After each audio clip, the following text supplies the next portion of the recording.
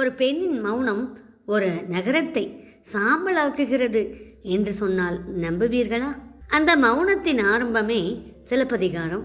தமிழ் இலக்கியங்களில் அறம், காதல், விதி, நீதியின் கதை இவையெல்லாம் ஒன்றாக கலந்த ஒரு பெருங்காப்பியம்தான் சிலப்பதிகாரம். இதை எழுதியவர் இளங்கோவடிகள். இந்த கதை அரசர்களை விட ஒரு பெண்ணின் குணம்தான் இந்த உலகத்தையே உலுக்கியது. இப்ப நம்ம பார்க்க போறது பகுதி 1, சிலப்பதிகார கதையின் ஆரம்பம்.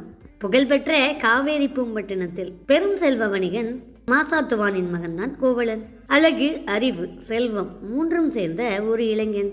அதே நகரத்தில் அமைதியும் பொறுமையும் கூடிய பெண்ணின் வடிவமாக ஒரு அழகி இருந்தால் அவள்தான் கண்ணகி. இருவருக்கும் இரு வீட்டார் தரப்பிலும் பேசி திருமணம் முடிவேறியது. இது காதல் கலந்த திருமணம். இக்கால சூழலில் காதல் கலந்த திருமணம் என்பது மிகவும் கடினமாகத்தான் இருக்கிறது. ஆனால் அந்த காலத்திலேயே காதல் கலந்த திருமணத்திற்கு ஒப்புதலும் கிடைத்திருக்கிறது. கோவலன், கண்ணகி இருவருமே திருமணத்திற்கு பிறகு அரண்மனை போன்ற ஒரு இல்லத்தில் வாழ்ந்தார்கள். செல்வம் குறையவே இல்லை. அதிகமான செல்வம் அதிகமான கவனக்குறைவை கொண்டு வரும். மறந்து விடாதீர்கள், அதிகமான செல்வம் அதிகமான கவனக்குறைவை கொண்டு வரும். இதுதான் இங்கேயும் நடந்திருக்கு.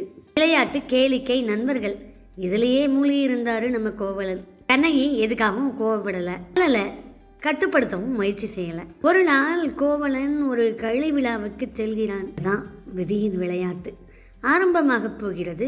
ஒரு பெண்ணை பார்த்தான். அவள் அழகி. அவள் பெயர்தான் மாதவி.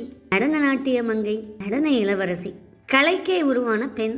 அந்த கணம் முதல் கண்ணகியின் நினைவு கோவலனின் மனதிலிருந்து மெல்ல மெல்ல மறையத் தொடங்கியது.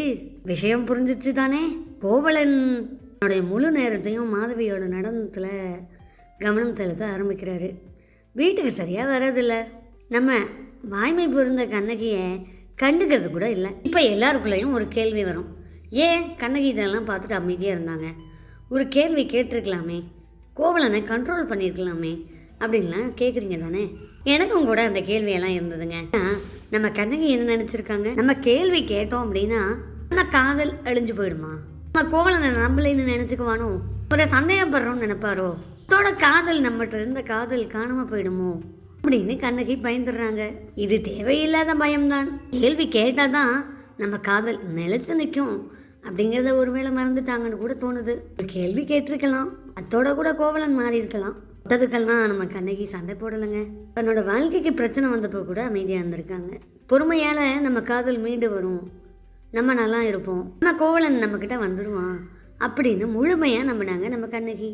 மௌனம் சாதிக்கும் என்று நம்பினார் காதல் கண்ணகி. அந்த நேரத்தில் நான் மௌனமாக இருக்கிறது தான் தன்னோட சக்தி அப்படிங்கிறத கண்ணகி உணர்றாங்க.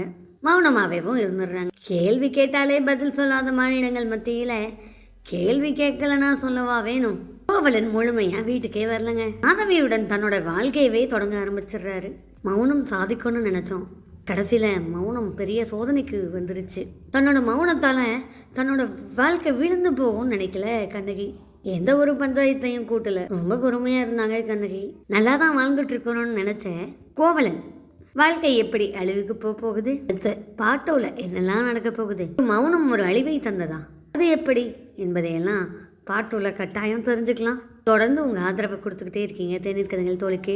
ஏற்கனவே கண்ணகி கோவலன் ஷார்ட்ஸ் போட்டிருக்கோம். இருந்தாலும் இது ஒரு லாங் வீடியோவாக போடலை.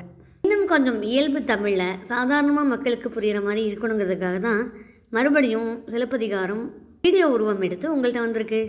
திருப்பி திருப்பி ஏன் வீடியோவாக வருது? இது மக்கள் காப்பியம், எல்லாருக்கும் பயன்படும். இன்னும் கூட கண்ணகி கோவலன் இருக்கத்தான் செய்கிறார்கள். மாதவியும் கூட இருக்கத்தான் செய்கிறார். அதுலேயும் கொஞ்சம் மாற்றம் இருந்தால் நல்லா இருக்கும். எங்களால் முடிஞ்ச சின்ன முயற்சி. முழுமையாக அவங்க சப்போர்ட்டை கொடுங்க. நீங்கள் இல்லாமல் நாங்கள் இல்லை. இலக்கியங்களின் கரம் பிடித்து தமிழ் என்றால் தோல்வி என்று யார் சொன்னாலும் செவி மடுக்காது தமிழை காதலிக்கும்